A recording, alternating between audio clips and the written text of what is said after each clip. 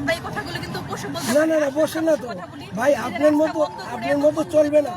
আপনারা যদি আরো কিছু করতে পারেন করেন, কিন্তু আমি এটা জাতীয় পর্যন্ত নিব। না আপনি থ্যাংক ইউ, আপনি সব প্রবলেম সলভ করার আস্থায় আপনি নাই, মানে আপনি যেহেতু একটা রিপ্রেজেন্ট করছেন এই জন্য নট পার্সোনাল অপিনিয়ন করছিলেন, আপনাদের কারণে এই ঘটনাটা ঘটেছে। এখন আপনি আমাকে বলতেছেন আপনার সমাধান দিবেন, এবং আপনার সমাধান আপনার যে হায়ার অথরিটি, না না আপনার হায়ার অথরিটি উনি আমার সাথে কথা বলতে হবে, উনি কি প্রপোজাল দেয় আমি সেটা নিয়ে কথা বলবো। সেটা কি আপনি আমরা কথা বলি না না আমি রাস্তায় বসে কথা বলবো। আপনি যে লাখ লাখ লোকের সমস্যা তৈরি করছেন এটা তো সঠিক নয়।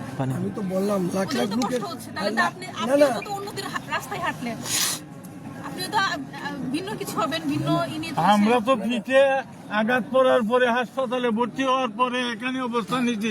আমরা তো সময় মতো আপনাদেরকে জানাইছি ঠিক কি পদক্ষেপ নিলেন। এরপরে হেন তো লাঠি চার্জ হয়েছে, হেন তো লোক গ্রেপ্তার হয়েছে,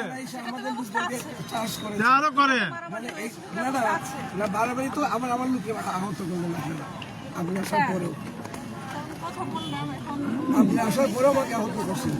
আপনাদের চিন্তা করা উচিত, আমি একটা পার্টির চেয়ারম্যান, আমি এখানে সহজে কোনো ইলিগাল কাজ করব না, আমার লোকগুলো করতে দেবো না। আপনারা আহত কেন, সবাইকে ধরে নিয়ে গেলেও আমি এখানে থাকবো।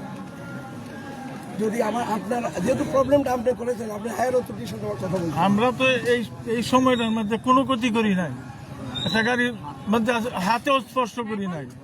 আপনারা ক্ষতি করার নাই, কিন্তু ক্ষতি তো মানুষের হচ্ছে। ভাই আপনি এখন যতই বুঝান আমি ক্লিয়ার সেই আসি। আপনি যেহেতু ভুল করেছেন, আপনার সাথে আমার সলিউশন নেই, আপনার হায়ার অথরিটির সাথে ভুলটা কোন জায়গায় হলো সেটা আসলে আপনি একজন জজ, আপনাকে আমি ক্লিয়ার বলার পরেও যদি বলেন যে ভুল কোথায় করেছেন, আপনি আইন লঙ্ঘন করেছেন, আপনি আইন লঙ্ঘন করেছেন। আচরণবিধি অনুযায়ী আমি স্টেপ নিয়েছি, আপনার কাছে গিয়েছি। না না আমি কোথায় মুখ বলেন, আমি এখানে এসে দেখলাম যে আমি যা বলেছি তা আপনারা কনসার্নই না। যখনই করেছেন জানিয়েছেন সাথে সাথে ইউনুসার ভাই সাথে তো কোথায় দুপুরে জানিয়েছেন, তারপর হচ্ছে কি দুপুরে, এবং ওসি সাহেব তো ট্রেডিশনাল ওসি কথা বলছে, আমি একটা পার্টির চেয়ারম্যান।